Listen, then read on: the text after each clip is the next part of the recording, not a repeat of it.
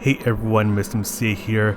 I know it has been a couple weeks since this daily race has concluded, but this daily race has been living rent-free in my head for some time now, and it's for some pretty silly and bad reasons.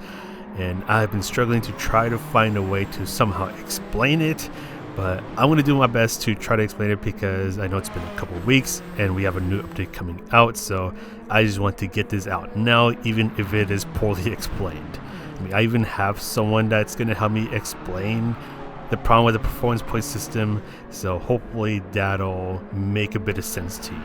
So let's take a look at the details for Daily Race A. So this was at Alsace test course.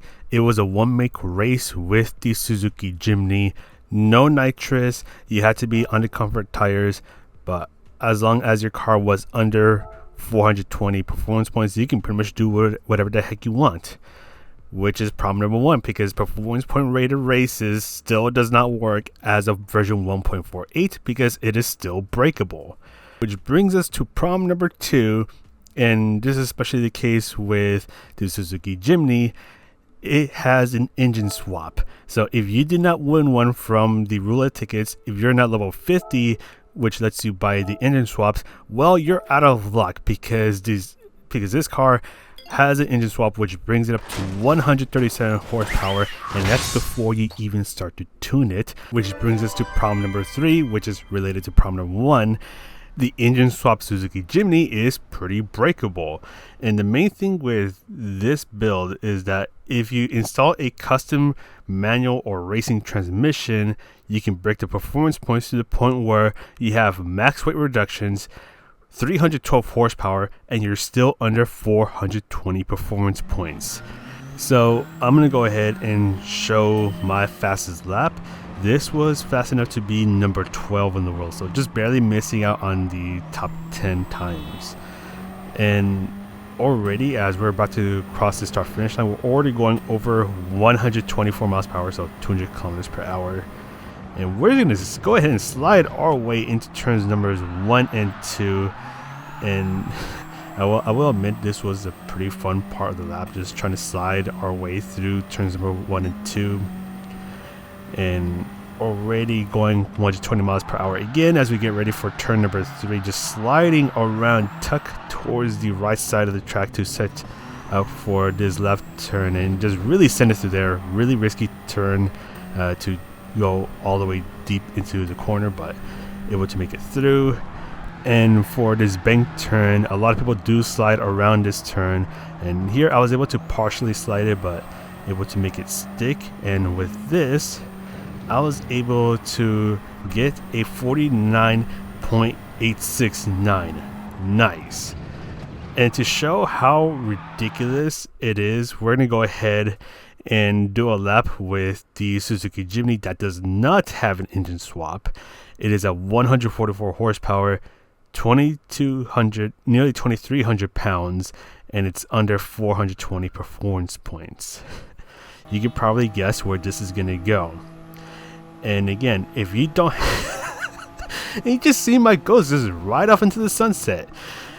And this is part of the problem, where if you don't have the engine swap, you're pretty much screwed, because even if you max out the car as much as you can, you're not going to be anywhere near fast enough to keep up with those that do have an engine swap. And at this point, we're already probably like 4 or 5 seconds behind the ghost. And yeah, just slowly making our way down the hill. And yeah, there's pretty much nothing we can do. We're pretty much a moving chicane at this point. And the ghost is already at the banked corner, and we're not even there yet. And just trying to make our way towards the finish line. But yeah, this car is pretty slow. The ghost has already crossed the start finish line, and that ghost had a 49.9, where I ended up getting a 58.6. Like, what the heck, man? We're almost 10 seconds a lap slower than with the engine swap, which makes this race pretty unfair, because if you don't have the engine swap, and if there's at least one person in your race that does have it, yeah, you're not winning the race. And I know driver rating was not affected in this race, but it still makes for a pretty unfair race. I mean, it's basically two different cars at this point. Now, I do have someone that's going to explain a bit more about how this performance point shenanigans happens, especially with the K cars like the Suzuki Jimny. And this is a thing with this car, the Suzuki Cappuccino, and the Honda Beat, because they also have the engine swaps, which can make their performance points pretty breakable. So I have Pingu over here that's ready to explain this. He has a pretty detailed clip about how this all happens, so I'm going to let him take it from here. To understand why this works, first we need to understand how performance points are calculated. To calculate performance points, the game runs a background simulation of a car to determine its acceleration and handling characteristics. It then combines these statistics into a final performance point rating using a proprietary system that we do not know of. In this simulation, the game will use the default suspension, differential, and transmission settings of whichever type you're using. For example, if you install custom suspension, the game will use a standard custom suspension setup to calculate the performance points. Any changes from the standard setup won't affect the performance points at all. The reason why the Jimny and other K cars can accept powerful engine swaps without changing the performance points much is related to this idea of standard settings, more specifically, the transmission settings. For these K cars, the custom transmission's ratios are much shorter than the stock transmissions for increased acceleration.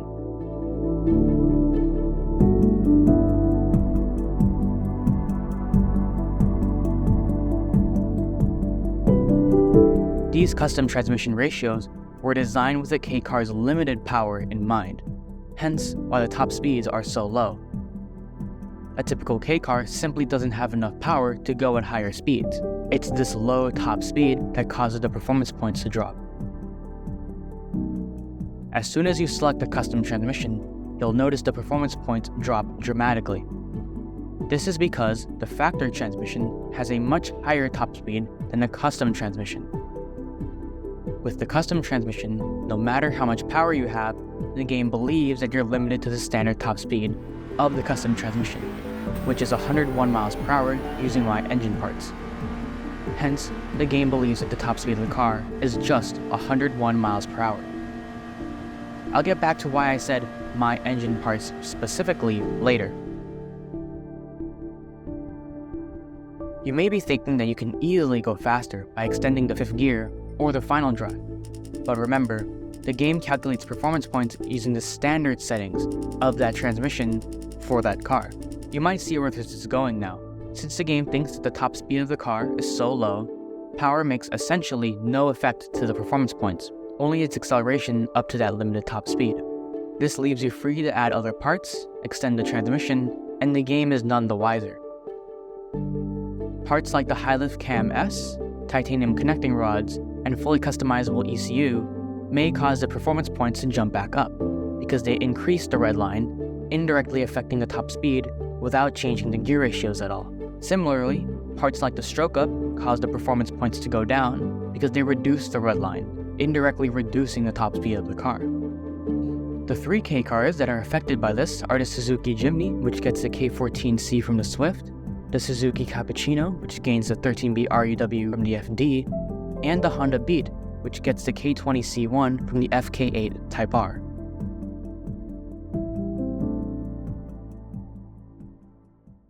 And thank you, Pingu, for providing that clip, and just a huge shout out to Pingu for going above and beyond and explaining how the performance point shenanigans works with the K cars. And to close this off, I'm going to go ahead and show a clip where I did a race with the engine swap Jimny, where we're just going to go ahead and fly off of the starting line. And we're going to go ahead and get ready to slide our way into turn number 2, just like a nice little slide right there. And because this car is a four-wheel drive, we can just control our slide and just fly off of turn number 2 to the point where we're already about to be 1 second ahead of the car in second place. This part was also pretty fun, just sliding our way into the roller coaster corner and just send it through there. Car steps out a little bit, but we're able to control it, and we're already 1 second ahead of second place, and we're not even done with the first lap. And again, just still sliding our way through, and we're gonna go ahead and finish lap number 1. And in this race, there were some people that I want to assume they had fully stocked Jimnys. There were some people that had tuned Jimnys that did not have the engine swap, because at the end of lap number 4, the start of lap number 5, we're already going to lap someone. And we're already going to get ready to lap another car. And we're just going to slide our way through here. And as we exit turn number 2, we're just going to go ahead and lap another car. So 5 laps into this 8-lap race, and we've already lapped 2 people. And going into lap number 6, we're going to go ahead and lap another car. So now we've lapped 3 cars at this point. And I hope this shows how unfair this race got with those that have engine swaps and those that don't, because yeah, that's another car we just overtook. We just lapped them and getting a 50.7, where the other cars are probably doing 57s or more. Yeah, it's just really ridiculous that we had a race like this. I mean, if it was a tuning race with a Jimny, but only with the regular engine, then yeah, I think it'd be a bit more fair. But because engine swaps were allowed, it just made for this really unfair race where if you had an engine swap, your chances of winning, well, pretty much just shot up. And if you didn't have an engine swap, then you're pretty much screwed. It's GG's right there. You know, nothing you can do unless if those with the engine swap just miraculously screwed up or disconnected. But even then, you probably wouldn't be able to catch up to them. And yeah, we're gonna go ahead and get ready to finish this race with a total time of under 7 minutes. So yeah, it was a pretty short race. And I do wonder how long this race would have been if it was without the engine swaps. But either way, here I was able to overlap 5 people, except one of them backed out of the race after I lapped them. But yeah, I generally don't know if I want to describe this daily race as one of the dumbest daily races we've ever had, or as one of the worst that we've ever had, because of all the performance point breaking shenanigans, especially if you had the engine swap Jimny. I don't know at this point. I've been debating with myself about it for some time now, and I still haven't come to a choice yet. I don't think I ever will. All I know is that, actually, wait, I do know now. This is one of the most cursed daily races we've ever had. I think that's the word I've been looking for. Oh man, but hopefully this video makes even a little bit of sense in showing how I feel about this daily race with all the performance point and the engine swap shenanigans that happened with the Jimny 4 daily race. And yeah, I know it took a while for me to finally make a video that hopefully makes even just a little bit of sense. I kind of just like, it's like, you know what, screw it, I'm just gonna let it all out. Hopefully it makes sense. And again, huge shout out to Pingu for making the clip that explains why this is all happening. He explained it so well. Like I would have never been able to explain it as well as he did. So huge shout out to Pingu. And that's going to be it for this video. So, and actually before I end the video, I don't know if the performance point system will change with the new update in version 1.49. So yeah, I guess we'll find out in a couple of days if it changes or not. But that's all from me. This is Mr. MCA, and I'll see you in the next video.